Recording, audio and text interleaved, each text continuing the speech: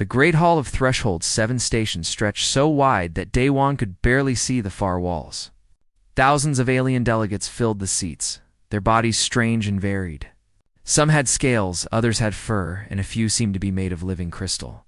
All of them had come to witness the treaty signing that would finally give Earth a permanent seat on the Galactic Council. Daewon stood at the human delegation table, his formal uniform pressed and perfect. He had fought in the Rim Wars, survived battles that should have killed him, and negotiated peace when others wanted blood. At 32 years old, he was the youngest human ever chosen to represent Earth at the Council. His superiors trusted him. His enemies feared him. But right now, watching the Valth ambassador approach the central podium, he felt something cold settle in his stomach. The Valth were tall creatures with violet skin that seemed to shimmer under the station lights. Their bodies were slender and graceful, and they carried themselves with the pride of a species that had ruled a quarter of the galaxy for 10,000 years. Ambassador Calith was particularly imposing, his silver robes flowing behind him as he moved. "Distinguished delegates," Calith began, his voice smooth and pleasant. "Today we celebrate Earth's entrance into our great council. To mark this momentous occasion, the Valth Empire wishes to propose a gesture of unity between our peoples." Daewon's translator earpiece buzzed softly, converting Calith's words into Korean. Around the hall, other delegates leaned forward with interest. The Valth rarely offered gestures of unity to anyone, let alone to humans who they considered primitive newcomers. "I propose a marriage," Calith continued, and now his smile showed too many teeth. "Between Earth's esteemed representative, Daewon of New Sol, and our own Princess Isa of House Valth." The hall erupted, not with cheers, but with whispers that spread like fire through dry grass. Daewon heard laughter from the Krellian section. The Manthari delegates clicked their mandibles in what he had learned was their version of amusement. Even some human delegates behind him shifted uncomfortably. Everyone knew about Princess Isa, the infertile princess, the defective daughter of the Valth royal house. Daewon had read the reports. In Valth society, fertility was sacred. Their noble houses tracked bloodlines across millennia. The ability to produce heirs was the foundation of their entire social structure. Princess Isa had been born with a genetic condition that made pregnancy impossible. Her own people considered her broken, worthless, shamed to her family name, and now they were offering her to him. The insult was clear. The Valth were saying that Earth's representative was only worthy of their damaged goods. They expected him to refuse and lose face in front of the entire council, or accept and be bound to a marriage that would produce no heirs, ending his political future before it truly began. "Ambassador Calith," Daewon said, standing up. His voice carried across the hall without him needing to shout. Years of military command had taught him how to project authority. "This is a significant proposal. Might I see the princess before I give my answer?" Calith's smile widened. "Of course. She waits in the diplomatic gallery." The gallery was a raised platform where important guests could observe council proceedings. Daewon looked up and saw her. Princess Isa stood alone, separated from the other Valth nobles by several empty seats. She wore a simple white gown that contrasted with her violet skin. Her silver eyes were fixed on the floor, and her shoulders were tight with tension. She looked miserable, humiliated, used. In that moment, Daewon made his decision. Not because of politics or strategy or what his superiors might want. He made it because he recognized the look on her face. He had seen it before, on the faces of soldiers who had been abandoned by their commanders, on refugees who had lost everything, on people who had been told they were worthless so many times they had started to believe it. "I accept," he said clearly. The hall went silent. Every delegate stared at him. Then, slowly, the laughter began. It started with a few chuckles from the back rows and grew into waves of mocking amusement that echoed off the walls. The Valth delegation laughed hardest of all, Calith practically beaming with satisfaction. Daewon ignored them. He kept his eyes on Princess Isa. For the first time since he had noticed her, she looked up. Her silver eyes met his dark ones across the distance. He saw surprise there, and confusion, and something else he could not quite name. The ceremony was scheduled for 3 days. Later on, the Valth homeworld of Valthor Prime, Daewon spent those days preparing, ignoring the messages from his superiors demanding to know what he was thinking. His fellow human delegates ranged from supportive to furious, but none of them understood. "You've destroyed your career," one of them told him. "You'll be married to a princess who can never give you children. The other human colonies will never accept you as a leader." "Then I'll do something else," Daewon replied, on his wedding day. He wore traditional Korean formal wear adapted for the occasion, a black duramagi with silver embroidery. The Valth Palace was magnificent, all soaring towers and gardens filled with plants that glowed in the darkness. But the throne room where the ceremony took place felt cold despite its beauty. Princess Issa stood at the altar looking like a statue carved from amethyst. Her wedding gown was elaborate, covered in jewels that probably cost more than a small spaceship, but her face was blank, carefully empty of emotion. Dozens of Valth nobles watched from the galleries, their whispers sharp and cruel, even though Daewon could not understand their language. The ceremony was brief and formal. They spoke the required words in Galactic Standard, the common language of the Council. They exchanged rings made of metals from both their homeworlds, and then it was done. They were married. That night, they traveled to the human diplomatic vessel Harmony, which would serve as their home while they completed their council duties. The crew gave them privacy, and finally, they were alone in their assigned quarters. Issa stood by the viewport looking out at the stars. She had not spoken a single unnecessary word during the entire day. "You didn't have to accept," she said finally, her voice quiet but sharp. "You've bound yourself to a failure. I cannot give you children. I cannot give you heirs. Your people will mock you as mine have mocked me."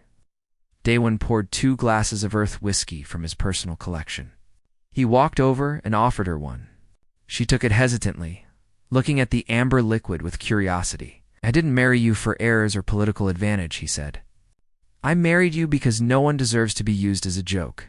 Issa looked at him then, really looked at him. Her silver eyes searched his face, as if trying to find the lie, the hidden motive. But Daewon had meant every word. She took a small sip of the whiskey and made a face at the burn. Despite everything, Daewon smiled. It was the first genuine expression he had seen from her all day. "This tastes terrible," she said. "Most people think so at first," he agreed. "You get used to it? Is that what you expect?" Issa asked. "That I'll get used to this marriage?" "No," Daewon said. "I expect we'll figure it out together." Outside the viewport, the stars burned cold and distant. But inside their small quarters, something new had begun. Something the Council had not planned for. Something the Valth Empire had not anticipated when they offered their broken princess to the human they wished to humiliate. The beginning of something impossible. The first week of their marriage passed in careful politeness. Daewon and Issa shared quarters on the Harmony, but they moved around each other like strangers at a formal dinner party. She took the bedroom. He made a bed on the couch in the common area. They ate meals in silence, both absorbed in their work tablets, reading reports and preparing for upcoming council sessions. But the Harmony was not a large ship. Eventually, silence became awkward. Awkwardness became conversation. It started small. Daewon asked Issa if she wanted coffee one morning. She said yes, then asked how humans preferred it prepared. He showed her. She tried it and immediately declared it superior to Valth morning beverages, which he described as tasting like flowers and disappointment. That made him laugh. A real, genuine laugh. Issa looked surprised at the sound, then pleased. The next day, she asked him about Earth.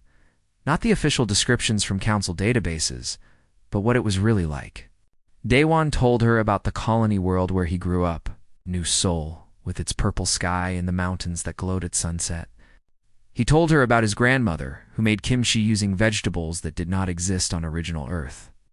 Creating something new but still connected to the old traditions, Issa listened carefully, asking questions that showed she was truly interested.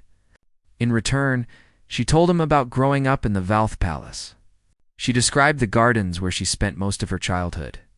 alone because the other noble children were forbidden from playing with her. Their parents feared her condition might somehow spread, as if genetic defects were contagious. "They called me the Hollow Princess," she said quietly one evening. They were sitting in the common area, sharing a meal Day One had cooked using ingredients from both their worlds. "Because I was empty. Unable to fulfill my purpose?" "That's cruel," Day One said. "That's Valve society," Issa replied. "Everything is about blue. The lines and heritage. If you cannot continue your line, you have no value." "Humans used to think that way too," Day One said. "Long time ago? Before we went to the stars? Some cultures valued men only if they could be warriors. Women only if they could bear children. It made everyone miserable." "What changed?" Issa asked. "We grew up," Day One said simply. "We realized that people have worth beyond what they can produce or fight. It took time. It took a lot of struggle. But we got there." Issa was quiet for a long moment. "I wish my people would grow up," she finally said. Their duties required them to attend various council functions together. At these events, other delegates treated them with barely concealed amusement. The Valth nobles ignored Issa entirely, as if she no longer existed. The other species watched them with the kind of interest people showed toward public embarrassment. But Day One noticed something. When Issa thought no one important was watching, she was different, sharper, more confident. During a trade summit on Helio Station, he saw her quietly advising a delegate from a smaller species about avoiding a bad contract with a Krellian merchant consortium. The delegate took her advice and saved his government millions of credits. "How did you know about that clause?" Day One asked her later. "I studied contract law for 12 years, Issa said. "I had a lot of free time growing up. No marriage prospects meant no courtship duties, so I could focus on learning." "You're wasted at these ceremonies," Day One said. "I'm wasted everywhere," Issa replied, but there was no bitterness in her voice. "Just fact, no," Day One said firmly. "You're brilliant. Your people are too blind to see it." Issa looked at him like he had said something in a language she did not understand. "Why do you say things like that?" she asked. "Because they're true." Over the following weeks, something shifted between them. Issa started sleeping in the bedroom less often, instead falling asleep on the couch while reading. Day One would find her there in the morning, her tablet still glowing with whatever legal document or scientific paper she had been studying. He would drape a blanket over her and make extra coffee. She began asking him about his military service. Day One told her about the Rim Wars, about friends he had lost and battles he wished he could forget. He told her about the weight of command, of making decisions that saved some lives while ending others. "Do you regret it?" Issa asked. "The fighting? I regret that it was necessary," Day One said. "But I don't regret protecting my people, even though they sent you into danger. Especially because of that. Someone had to stand between them and the things that wanted to destroy them. I chose to be that person." Issa studied his face. "You're very different from what I expected from humans." "What did you expect?" "Barbarians. Violent primitives who won their wars through luck and numbers." She paused. "That's what my people say about yours. And now. Now I think my people are wrong about many things." 3 months into their marriage, the Harmony traveled through the Azure Nebula on its way to a diplomatic conference. The nebula painted their viewports in swirls of blue and purple and colors that had no names in any language. Issa stood watching it for hours, her expression peaceful in a way Day One had rarely seen. He joined her at the viewport, standing close enough that their shoulders almost touched. "It's beautiful," Issa said softly. "Yes," Day One agreed. But he was looking at her, not the nebula. She noticed. She turned to face him, and for the first time since their wedding, there was no careful distance between them. No politeness or formality. Just two people who had started as strangers and become something more. "Day One," she said quietly. "Why did you really marry me?" He could have given her the diplomatic answer, the political explanation. But they were past that now. "'Cause when I saw you in that gallery, surrounded by people who treated you like you were worthless, I saw someone who deserved better," he said, And because the more I know you, the more I realize you're everything they said you weren't. You're not broken. You're not empty. You're brilliant and strong and kind, and I count myself lucky every day that I get to know you." Issa's silver eyes shimmered with tears she refused to let fall. "I can't give you children," she said, her voice breaking slightly. "I can't give you a legacy or heirs or anything that your culture values." Daewon reached out and took her hand. Her skin was warm despite its violet color, her fingers slender in his. "I don't care about heirs," he said. "I care about you, just you. What we have right now, right here, is enough." "More than enough. You say that now," Issa whispered. "But someday I'll still feel the same way," Daewon said. "Because this isn't about what you can give me. It's about who you are. And who you are is someone I'm falling in love with." The words hung in the air between them. Issa stared at him, searching his face for any sign of deception or pity. But Daewon's expression was open and honest, just as it always was with her. "I'm falling in love with you too," she finally said, the words rushing out as if she had been holding them back for weeks. "I tried not to. I told myself it would only make everything harder, but I couldn't help it." Daewon smiled, really smiled, and pulled her close. Issa came willingly, wrapping her arms around him and pressing her face against his shoulder. They stood like that for a long time, holding each other while the azure nebula painted them in impossible colors. Outside, the galaxy continued spinning. The council continued its political games. The Valth continued mocking the princess they had thrown away, but inside the harmony, two people who had been meant to humiliate each other had found something the council never anticipated. They had found love, and in the months to come, that love would prove to be the foundation of something that would shake the entire galaxy. Something that would turn mockery into triumph and rewrite the rules of what was possible. But for now, in this moment, they simply held each other and watched the stars. 14 months after their wedding, Issa collapsed during a trade summit on Helios Station. One moment she was standing beside Daewon at the refreshment table, discussing contract terms with a delegate from the Taurian collective. The next moment her face went pale, her knees buckled, and she would have hit the floor if Daewon had not caught her. He lowered her carefully to the ground, his heart hammering. Her silver eyes were open but unfocused, and her breathing came in shallow gasps. Around them, delegates stepped back, murmuring in a dozen different languages. "Someone call medical," Daewon shouted. His hand shook as he checked her pulse. It was rapid but steady. "Issa, can you hear me? Stay with me." Security arrived first, clearing the crowd. Then came the medical team with their floating stretcher. They loaded Issa onto it while Daewon rattled off information about her species, her medical history, everything he could think of that might help. "I'm coming with her," he said when they started moving toward the medical bay. "Sir?" "It would be better if I'm coming with her," Daewon repeated, his voice dropping into the command tone that had once led soldiers into battle.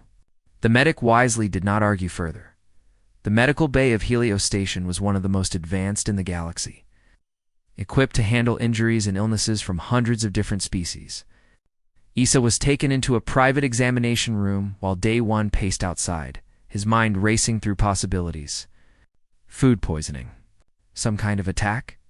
A delayed reaction to something at the summit? He had been married to Issa long enough to know that Valth's physiology was robust. They rarely got sick. Whatever had caused her to collapse must be serious. An hour passed. Then too, Daewon wore a path on the floor with his pacing. He sent messages to the Harmony's crew, to the human medical experts, to anyone who might help. But there was nothing to do except wait. Finally, the door opened. A Valth physician emerged. His facial tendrils rigid with an expression Daewon had learned meant shock or severe confusion. "How is she?" Daewon demanded immediately. "Is she okay? What's wrong?" The physician stared at him for a long moment. "Ambassador Daewon," he said slowly, "your wife is fine. Better than fine, actually. She's healthy." Relief flooded through Daewon so intensely his legs went weak. Thank the stars. What caused the collapse? "That's the part I don't understand," the physician said. He pulled up a holographic display from his medical tablet. Charts and diagrams in Valth medical notation filled the air between them. These are Princess Isis scans. Everything is normal. Her vital signs are strong. Her neural activity is excellent. But there's something here that shouldn't be possible. He highlighted a section of the scan. To Day One's untrained eyes, it looked like a small cluster of cells, glowing slightly brighter than the surrounding tissue. What is that? Day One asked. The physician's tendrils quivered. It's a developing embryo. Princess Issa is pregnant. The world seemed to stop. Day One heard the words, but could not process them. They made no sense. Issa was infertile. That was established medical fact. It was the entire reason the Valth had given her to him in the first place. That's impossible, he said finally. I know, the physician agreed. I've run the scans 3 times. I've brought in 2 other doctors to verify. We all agree. It's impossible, but it's also true. Day One pushed past the physician and into the examination room. Issa lay on the medical bed, propped up on pillows. Her violet skin had regained its normal color, and her silver eyes were wide with disbelief. When she saw Day One, tears started streaming down her face. They say I'm pregnant, she whispered. Day One, they say, I'm carrying a child. He crossed to her in 2 long strides and took her hands. I heard. Are you okay? How do you feel? Terrified, Issa admitted. And happy. And confused? I don't understand how this is possible. I've been examined by the best Valth physicians since I was a child. They all said the same thing. My reproductive system was non-functional, completely unable to support a pregnancy. Maybe they were wrong, Day One suggested. They weren't wrong, Issa said firmly. I've seen the genetic scans, the cellular analysis. There was no possibility of this happening, but somehow it did. The news spread through the Galactic Council like wildfire. By the next morning, every major news service in known space was running the story. The infertile Valth princess was pregnant.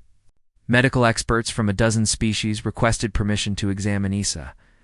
To verify the impossible, the Valth Empire's response was immediate.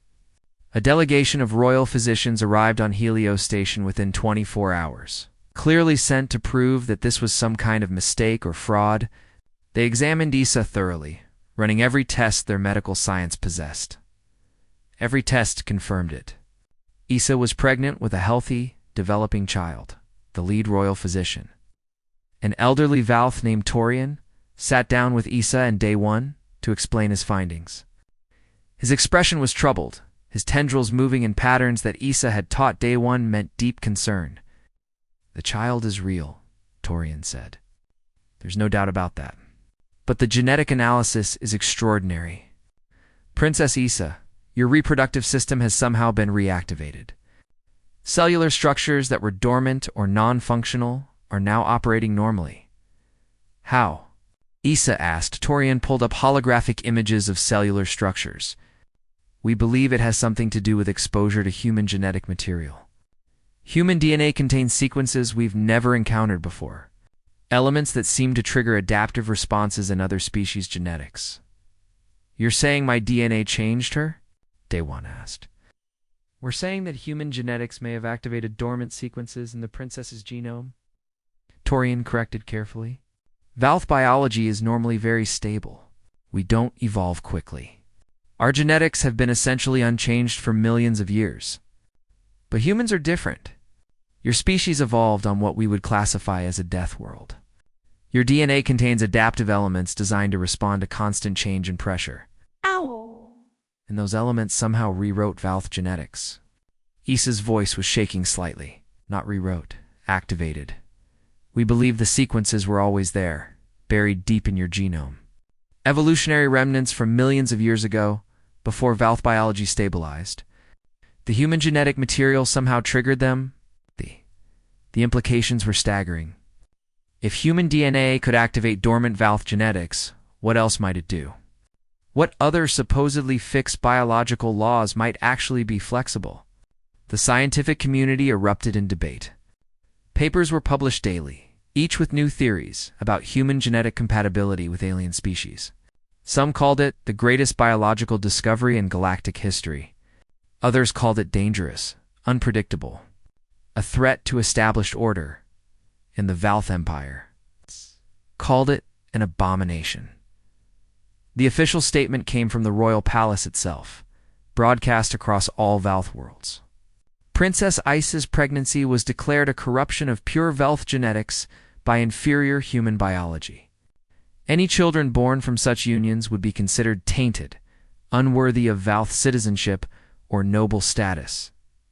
Isa read the statement in their quarters on the Harmony, her face carefully blank. Daewon sat beside her, his anger building with every word. "They're afraid," Isa said quietly when the broadcast ended.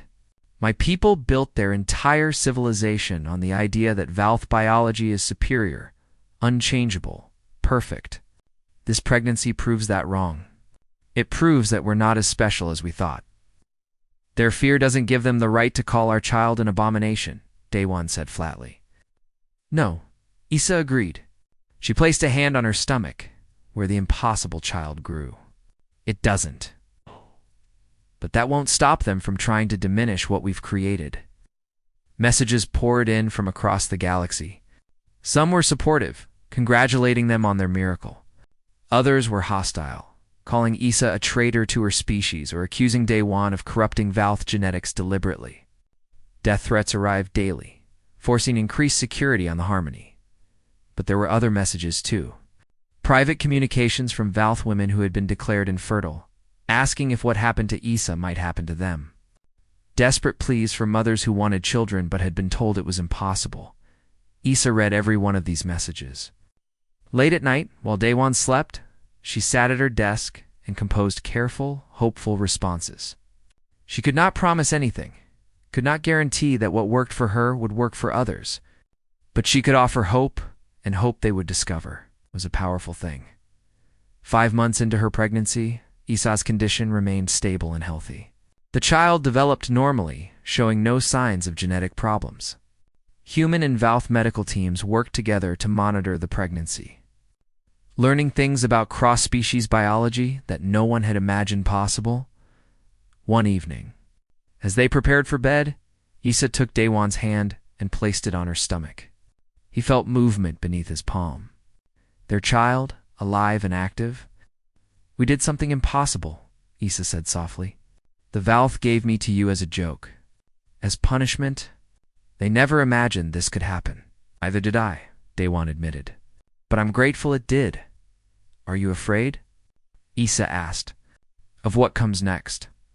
Daewon thought about the threats, the political backlash, the unknown challenges of raising a child who was neither fully human nor fully as Valth. He thought about the galaxy watching their every move, waiting to see if their impossible family would succeed or fail. "Yes," he said honestly, "but I'm not afraid enough to wish this hadn't happened. We'll figure it out together." "Together," Isa echoed and smiled. Outside their viewport, the stars burned bright and constant. The galaxy continued its ancient dance, uncaring about the small miracle happening aboard one human diplomatic vessel. But that miracle would soon grow into something that would shake the foundations of galactic society. The impossible child would be born, and nothing would ever be the same. 18 months after the wedding, that was meant to be a joke. Princess Isa walked into the Galactic Council chamber with her head held high. She wore traditional Valth formal robes adapted for her changed body. Silver fabric that flowed around her like liquid starlight. In her arms, wrapped in blankets made from both earth cotton and Valth silk, she carried her daughter. Daewon walked beside her, one hand resting protectively on the small of her back. He wore his formal diplomatic uniform, every medal he had earned in the Rim Wars displayed on his chest. They made an impressive pair. They knew it, but they were not alone. Behind them walked 73 Valth women. The chamber fell silent as delegates realized what they were seeing. These women ranged in age from barely adults to elderly matrons. Some wore expensive clothing that marked them as former nobility. Others wore simple robes that spoke of poverty. But they all had one thing in common. They had all been declared infertile and cast aside by Valth society. Ambassador Calith, who had proposed the marriage as an insult 18 months ago, stood frozen at his seat. His facial tendrils had gone rigid with shock. Around the chamber, other delegates rose to their feet. Murmuring in confusion and amazement, Issa walked to the center of the chamber, where speakers addressed the council. Daewon took their daughter from her arms, holding the baby carefully. The child looked up at him with eyes that were dark like his, but shaped like her mother's. Her skin was a lighter shade of violet than Issa's, and her tiny fingers gripped his thumb with surprising strength. Distinguished delegates, Issa began, her voice clear and strong. Gone was the quiet, humiliated princess who had stood in the diplomatic gallery 18 months ago. This was a woman who had done the impossible and knew it. My name is Issa of House Valth, though my people have tried very hard to make me forget that name. 18 months ago, I was given to the human ambassador as a joke. A broken princess for a species you all considered inferior. She paused, letting her words sink in. You were wrong. About him. About me.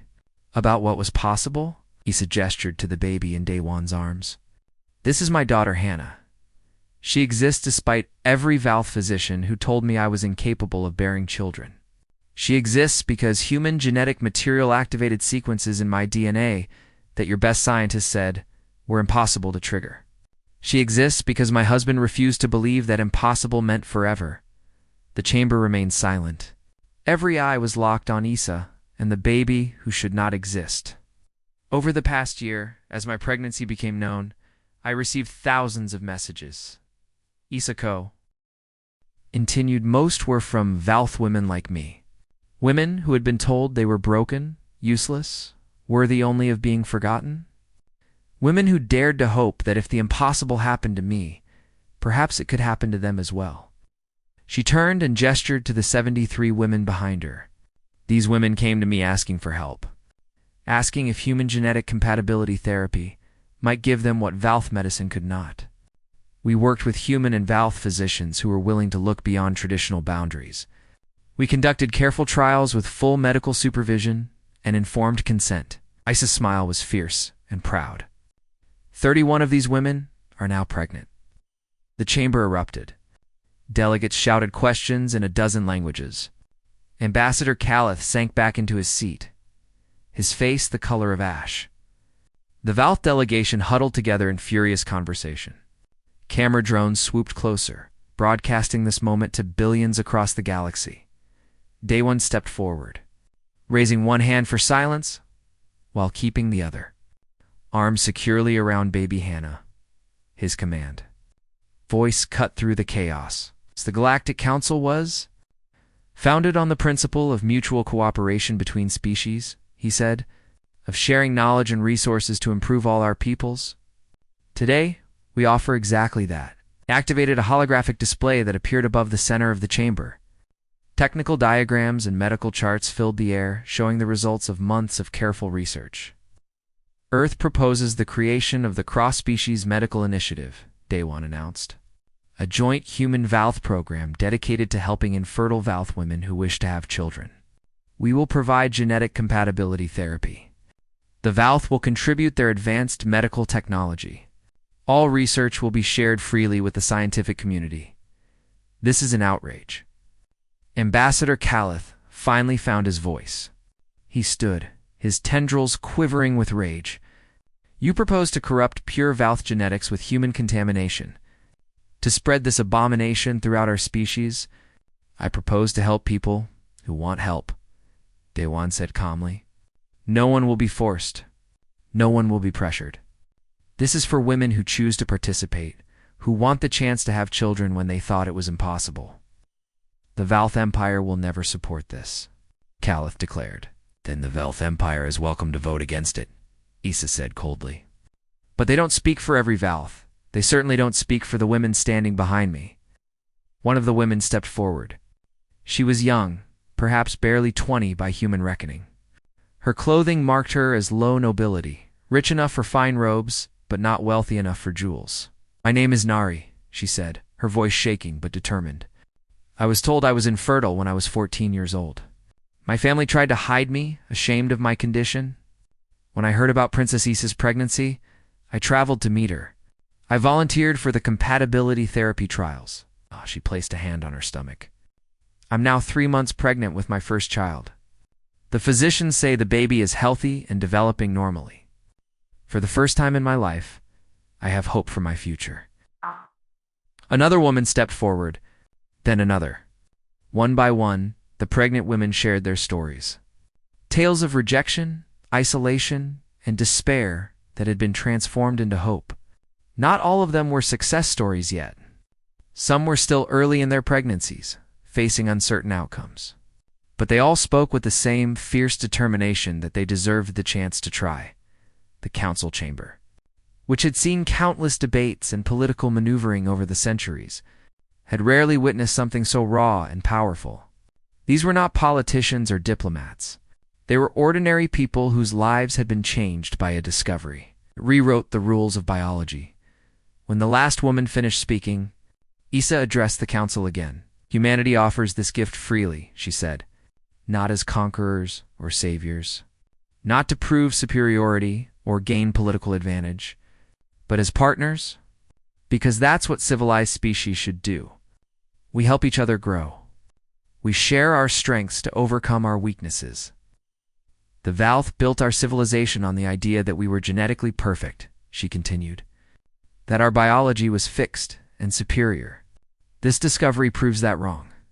It shows that we still have the capacity to change, to evolve, to become more than we were. Some of my people see that as a threat. I see it as hope. Daewon stepped beside her, baby Hannah sleeping peacefully in his arms. The council has a choice, he said. You can support this initiative and help countless individuals who want the chance to have families. Or you can reject it and tell them that politics matters more than their happiness. I call for a vote, announced the delegate from the Taurian Collective, a species known for their appreciation of medical advancement. The vote was called. Each species delegation had 1 vote. The chamber fell silent as the results appeared on the main display. The Valth Empire voted against, as expected. So did their closest allies, species that feared change or valued genetic purity above compassion. But they were in the minority. Species after species voted in favor. The Taurians voted yes. The Mantheri voted yes. The Krellians, who had laughed at Daewon's wedding, voted yes.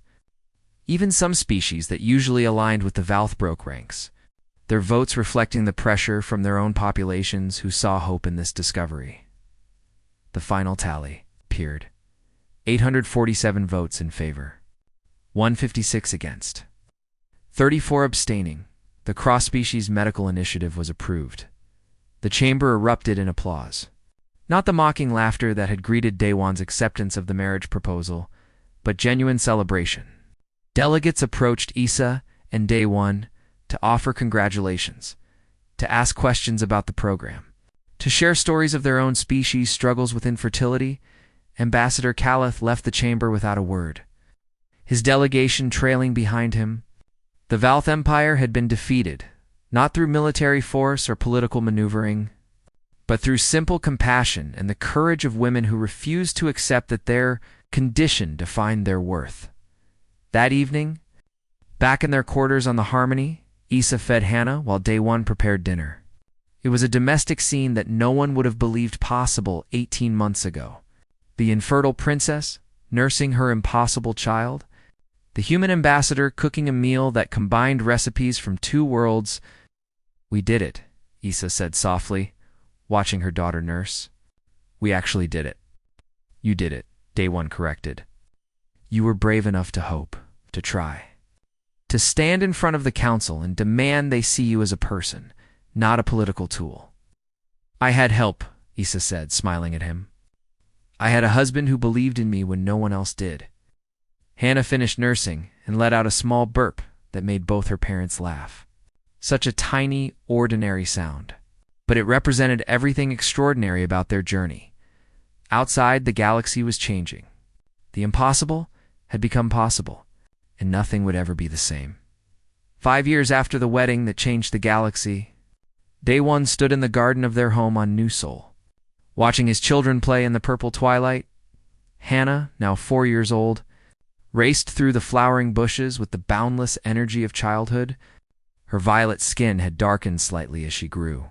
Her dark eyes sparkled with intelligence that reminded Daewon of her mother. She was explaining something to her younger brother, using the serious tone of an older sibling who considered herself very wise. Tae-o, barely 2 years old, toddled after his sister with determination. His skin was lighter than Hannah's, almost lavender in the fading sunlight. He had Ice's silver eyes and Daewon's stubborn chin, a combination that promised interesting teenage years ahead. "Hannah, don't go too far," Daewon called out. "Dinner will be ready soon." "'Kay, Papa." Hannah waved at him, then went back to showing Teo how to identify different types of flowers. She had inherited her mother's love of learning and never seemed to run out of things to teach her little brother. Issa emerged from their house carrying a tray of drinks. She had changed out of her formal robes into comfortable clothing, her hair loose around her shoulders. Even after 5 years of marriage, Daewon sometimes caught himself staring at her, amazed that this brilliant, beautiful woman had chosen to build a life with him. "How was the conference?" Daewon asked, taking one of the drinks. It was something Issa had invented, a blend of human tea and Valth herbs that somehow worked perfectly together. "Productive," Issa said, settling into the chair beside him. "We reviewed applications from another 300 women for the compatibility therapy program. The success rate is now over 70%. Better than we hoped when we started." The cross-species medical initiative had grown far beyond what they imagined that day in the council chamber. What began as a program to help infertile Valth women had expanded to include dozens of other species with similar challenges. Research teams from across the galaxy contributed their expertise, and the resulting discoveries had revolutionized reproductive medicine for countless civilizations. "Any word from the Valth Empire?" Daewon asked. Issa's expression darkened slightly. "The official position hasn't changed. They still consider children born through the program to be genetically impure. But unofficially," she smiled, "3 members of the royal family have quietly reached out about treatment options. They can't admit it publicly. But even the noble houses are starting to realize that genetic purity matters less than having children who are loved and wanted." The political changes in Valth society had been dramatic. The old noble houses that had mocked Issa and treated her as worthless found themselves increasingly marginalized. A new generation of Valth leaders had emerged, ones who valued capability over bloodlines, who saw the compatibility therapy program as progress rather than corruption. Issa's own family had tried to reconcile with her, sending messages that carefully avoided apologizing while hoping to rebuild their relationship. Issa had been polite but firm. She would not reject them, but neither would she pretend that their treatment of her had been acceptable. They were welcome to meet their grandchildren, but only if they could treat those children with the respect and love they deserved. "How many children now?" Daewon asked. "Total births from the program." "Over 2,000, Isa said, her voice filled with quiet pride. 2,000 children who wouldn't exist without the research we started. 2,000 families who have the happiness they thought was impossible." She paused, watching their own children play. "And it's not just about the babies. The research has changed how the galaxy thinks about genetics. We're learning that biology is more flexible than anyone imagined. That adaptation and change aren't weaknesses, but strengths. Humanity." "Fuck yeah," Daewon said with a grin, using the phrase that had become popular among humans who took pride in their species unexpected. "Contributions to galactic society," Issa laughed. "Yes, I suppose so. Though I think this particular achievement belongs to both our species." The Galactic Council had offered Daewon the position of Secretary General 3 times. Each time, he had politely declined. He had important work to do, he told them. Raising his children, supporting his wife's research, building a life that mattered more than titles or political power. The truth was simpler. He had spent years fighting wars and negotiating treaties. He had sacrificed and struggled and carried responsibilities that aged him faster than time alone could manage. Now, finally, he had something worth more than any political position. He had a family, Papa. "Papa!" Hannah came running back, dragging Toe by the hand. Toe found a glow bug. Can we keep it? Daewon knelt down to examine the insect his son held carefully in his tiny hands. It was one of the native species of New Sol, a beetle that produced soft, bioluminescent light in patterns that scientists still didn't fully understand. Glowbugs need to live outside with their families, Daewon explained gently. But we can build a house for them in the garden, and you can visit them every day. Hannah considered this seriously. That's fair, she decided. Come on, Toe. Let's find the perfect spot. The children ran off again, the glowbug forgotten in their excitement over a new project. Issa shook her head fondly. She's going to be a scientist, she predicted. Or maybe an engineer. She has too many questions to be satisfied with simple answers, like her mother, Daewon said. And her father, Issa countered. Don't think I haven't noticed how many military history books you've been reading to her before bed. She can name every major battle of the Rim Wars. Education is important, Daewon said with exaggerated dignity. They sat in comfortable silence for a while, watching their children explore the garden as New Sol's twin moons began to rise. The larger moon was yellow, the smaller one pale blue. Together, they painted the garden in colors that existed nowhere else in the galaxy. Do you ever regret it? Issa asked suddenly. Accepting the marriage proposal? You could have refused and avoided all of this. The political complications, the threats, the years of struggle to get the program approved and running. Daewon turned to look at her fully. Never, he said simply. Not once. Not for a single second. Even when the Val sent those assassins after us? Issa asked with a slight smile. She was referring to an incident 2 years ago, when extremists had tried to stop the compatibility therapy program through violence. They had failed, defeated by human security forces and their own poor planning. Even then, Daewon confirmed. Because every challenge we faced together. And look at what we built. He gestured at their home, their garden, their children. This is what matters. Not the politics or the titles or what the council thinks. This family, this life we've created. Hannah asked me something yesterday, Issa said quietly. She wanted to know if it was true that the council laughed when you married me.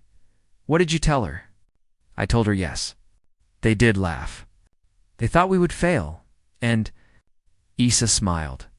And she asked me why we didn't fail. So I told her the truth. We didn't fail because your father understood something the council didn't. Love isn't about what others think is possible. It's about what two people choose to make possible together. Daewon felt his throat tighten with emotion. That's perfect, he managed. She has another question, though, Issa added. She wants to know why humans are called the fuck yeah species. Daewon burst out laughing. What did you tell her? That she'll understand when she's older, Issa said, grinning. And that language like that isn't appropriate for 4-year-olds, even if it is technically accurate. They laughed together, the sound carrying across the garden. Their children looked back at them and waved before returning to their exploration. High above New Sol, ships from 100 worlds traveled through space. Some carried families seeking treatment through the compatibility therapy program. Others carried researchers studying the discoveries that Issa and Daewon's impossible marriage had made possible. The galaxy had changed, and kept changing. Ripples spreading out from one decision made in a council chamber 5 years ago. The decision to accept, to try. To believe that love and determination could overcome biology and politics and the weight of ancient prejudices. I received a message from Ambassador Calith today, Issa mentioned. First time he's contacted me since the vote. What did he want? To apologize, Issa said, sounding surprised even hours later. He said that giving me to you as an insult was the greatest mistake of his political career. Not because it failed to humiliate you, but because it showed the entire galaxy that the Valth Empire had been wrong about so many things. That must have been hard for him to admit, Daewon said. I think it was, Issa agreed. He also said that his daughter was declared infertile last year. He wanted to know if I could help her, will you?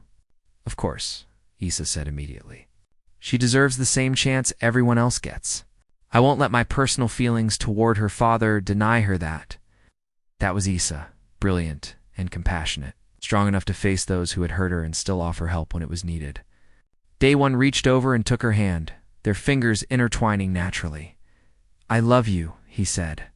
"I love you too," Issa replied, as the twin moons climbed higher. Painting the garden in impossible light, Day One thought about the journey that had brought them here. The mockery that had become love. The impossibility that had become reality. The broken princess and the human diplomat, who together had proven that the greatest strength wasn't military might or political power. It was the refusal to accept limits, the courage to hope, the determination to make impossible things possible. That was the human way. That was why they called it humanity. Fuck yeah. And as Day One watched his impossible children play in the garden of their impossible life, he knew that this was only the beginning. The galaxy was vast and full of challenges, but it was also full of possibilities. Full of people waiting for someone to show them that impossible didn't mean forever. The infertile princess had returned as a mother. The mocked marriage had become a triumph, and nothing in the galaxy would ever be the same. The future stretched before them, bright with promise and painted in the colors of two worlds becoming one.